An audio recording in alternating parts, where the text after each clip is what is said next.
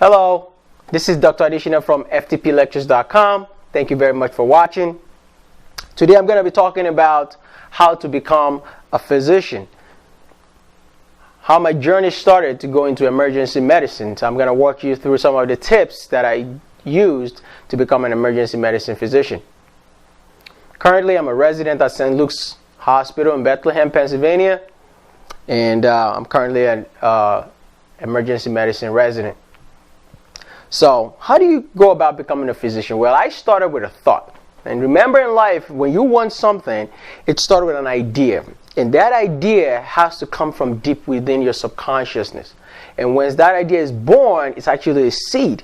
And you have to work persistently and say it out loud every day and work towards that goal. So if you never had a goal in life, it's kind of very, very difficult to be able to achieve a lot of things. So I had a goal, but before I had a goal, I had to have a thought, which was an idea. And my idea was to become a doctor. But then I have to reach my goal somewhere. So between the thought and the goal, that's where all the work is. So the path to becoming a physician in the United States, it's pretty straightforward. But for me, I came from Nigeria, so I had to go through high school and middle school when I was in Nigeria. And the way it works, basically you start kindergarten, you go through your primary school education, you spend 6 years in primary school, and then you go forward to secondary school and complete your high school and your middle school. Well, in other countries, we go through, call it the junior secondary school. We call it the senior secondary school, and you finish your 6 years. So in total, you spent about 6 years in primary education and 6 years in secondary education, and then you graduate from high school. In the United States, it's different. You start your first grade by the time you're around 5 years old, and then you go all the way forward from first grade to 12th grade. Okay, you move on to middle school after, and then you eventually progress to 12th grade. But it ends up being the same thing.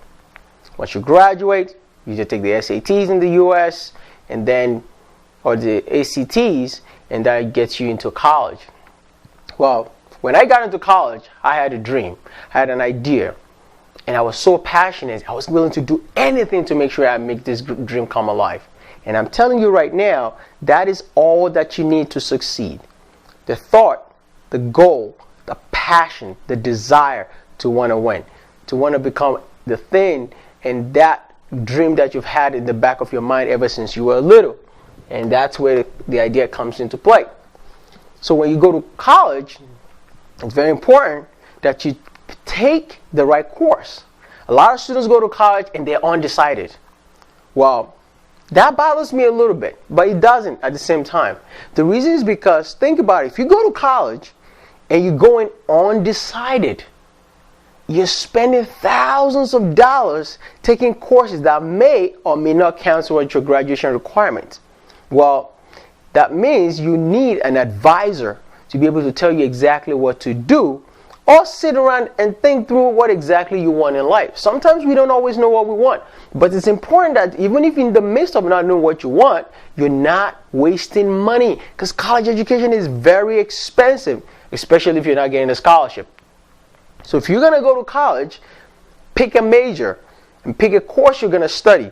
Now, when you're picking a course you want to study, you don't want to go with the masses. You don't want to do what everybody else is doing. It's important that you pick a path. But whatever path to pick, you should have the future in mind. But it's very difficult when you're in high school or you're graduating and you're going to college to be able to actually know exactly what your future looks like, because you can't really predict that. But you can actually look at people's record. People that have accomplished certain things in life and say, how did they get there? And if there's a pattern to it and you can be able to fall into that pattern, you might be able to make it through that channel. So for example, let's pick becoming a doctor, right?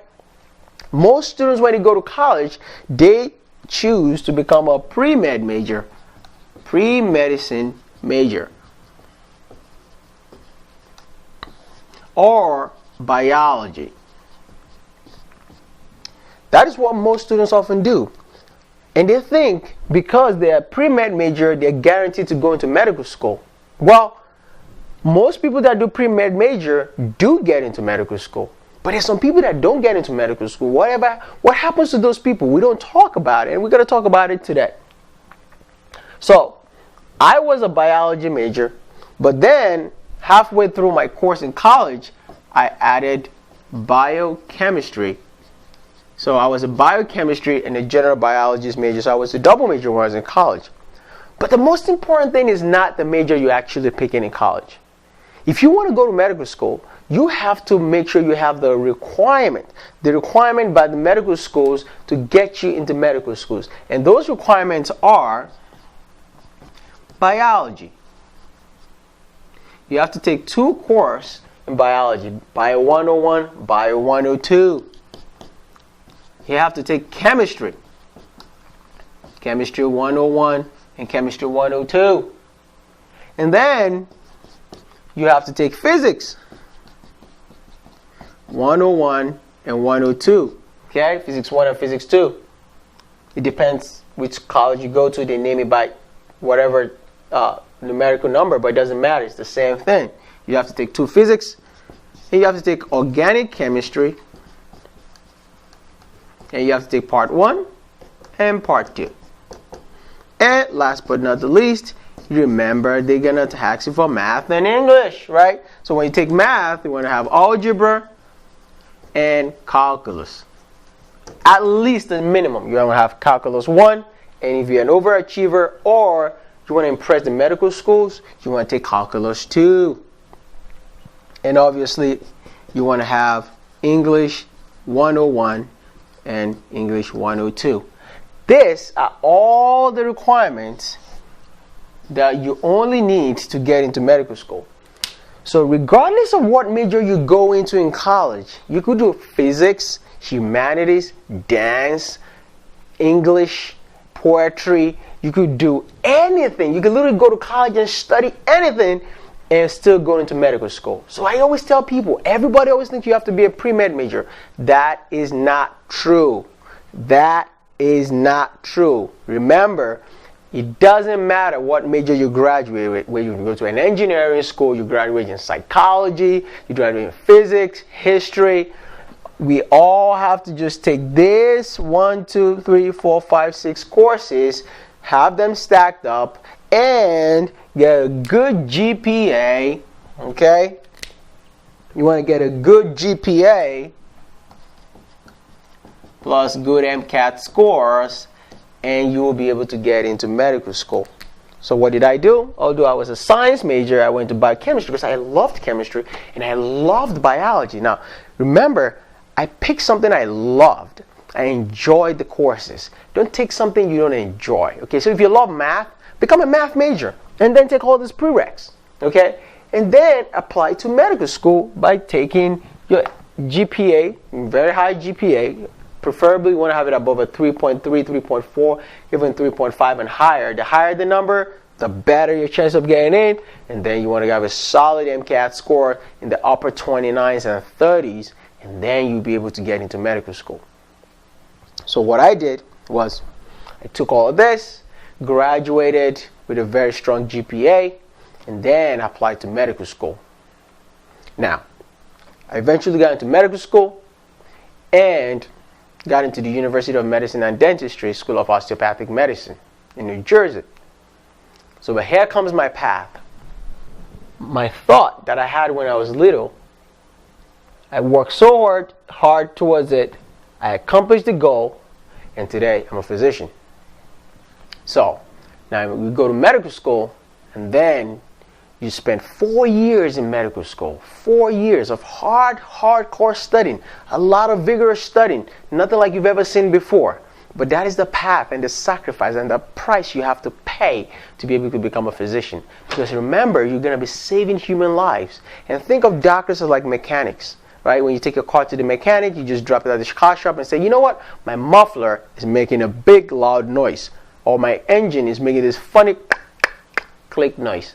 And the mechanic says, I'll take a look at it. And he uses knowledge of what the parts of the engines are, how to fit together and work. Goes in there, something, open it up and say, oh, your gasket is broken. Something is not working. Your carburetor is not working, or your radiator is overheating. It's because he knows a lot about the machine.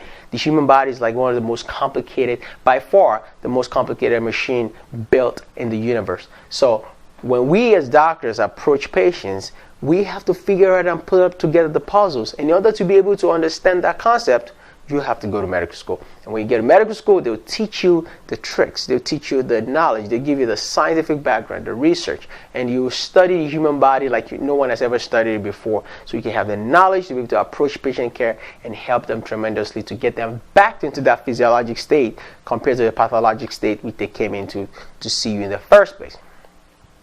After 4 years of medical school, you'll be applying for residency. And when you apply for residency, you pick where you want to specialize. And there's hundreds. There's about tons of residencies you can apply to, and fellowships eventually once you finish residency. And that's how I did it. People will tell you it's a long process. It's a long time. But you know what? Nothing good in life comes easy. You must be willing to pay the price. And you must be passionate about it. You have to stay focused. You can't let any distractions sway you from becoming what you want. Because in this world, there's a lot of distractions. A lot of people with negative thoughts. They'll give you negative ideas. They'll tell you, oh no, you're not smart enough. Oh no, you've applied twice, you can't make it. Don't ever listen to them. You know why? Because they can't do it. They think you can't. But you're going to have to prove them wrong. You're going to say to yourself, I am going to become what I want to be. And if I want to become a doctor, I will pay the price with the long years of sacrifice. And with hard work, dedication, passion, and the willingness to succeed at all costs. And success being your goal, so you can fulfill exactly the thought and the idea that's going to help you become a physician. That's what you have to have. And you can't let past failures drive you down. You got to keep moving. You got to study hard. You spend countless amount of hours sitting in your library, in your home, reading, and try to understand the knowledge and the concept needed to be able to function as a physician. But in the end, it's so worth it, because the joy and the satisfaction that you gain from helping a patient get from being sick to being healthy cannot be bought with a price. And when you do this, you will have joy, and then you have peace, and you'll be able to heal the people around you just by the fact of the knowledge that you have. All right? Thank you very much for watching this video. It's Dr. Adeshina from ftplectures.com. I want you to subscribe by clicking the subscribe button at the top so you can subscribe to my channel. And you can visit my website, www.ftplectures.com. www.ftplectures.com. And on my website, I have about 150 hours of medical videos on topics. And you can even go to our channels, youtube.com/FTP lectures, and you'll be able to see lecture videos that I've made for students, medical students, nursing students, for PAs, physician assistants, even chiropractors, even dental students, and even doctors even can watch these videos and help them understand clinical medicine in the most ridiculously simple format ever. All right, thank you very much for watching. Till I see you again, don't forget to subscribe. Have a great day. Bye-bye. Hey, thank you so much for watching the video. I hope you learned a lot. Are you studying for the USMLE Step 1 or Step 2? Are you studying for the NCLEX, or you're currently in nursing school as a nursing student? Are you a PA student currently in school or studying for your PANCE exam? Or are you a nurse practitioner student or trying to take your NP board exam? Listen, I've got super awesome content for you. If you truly love this video and it simplified your learning process, I want you to check out my website below. I've listed all the list of exams, whether you're studying for any of this board exam, and all I want you to do is click on the link right now below so that you can take you directly to my website. For USMLE, just go to smashusmle.com.